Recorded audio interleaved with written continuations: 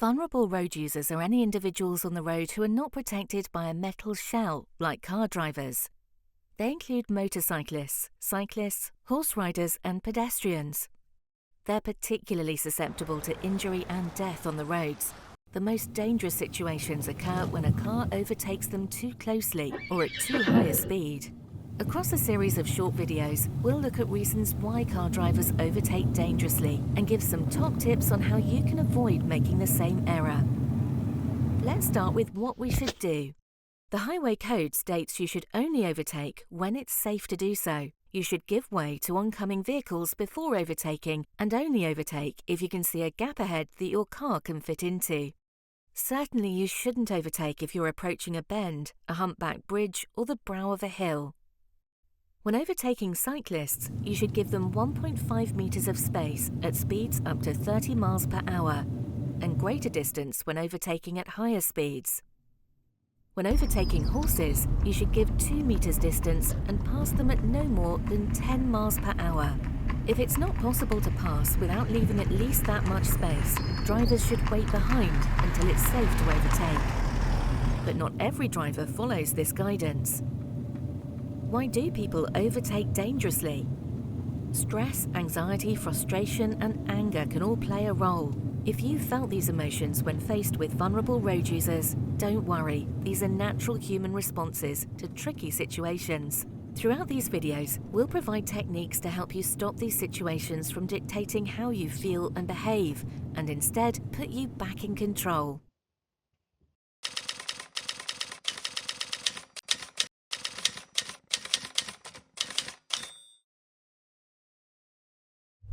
Drivers can become frustrated by vulnerable road users such as cyclists and horse riders, especially if they feel they can't overtake. Frustration can build up to anger, which can lead to dangerous decisions, such as overtaking at an unsafe moment. If this has happened before to you, then you might benefit from the stop technique. If you're feeling frustration, impatience, or anger rise, then stop. Stop allowing your negative emotions to control you for a moment. Push aside any negative thoughts and take a breath, in through the nose and out through the mouth. This will help you relax as you then observe what is happening around you. How do you feel? Does the situation warrant the emotion?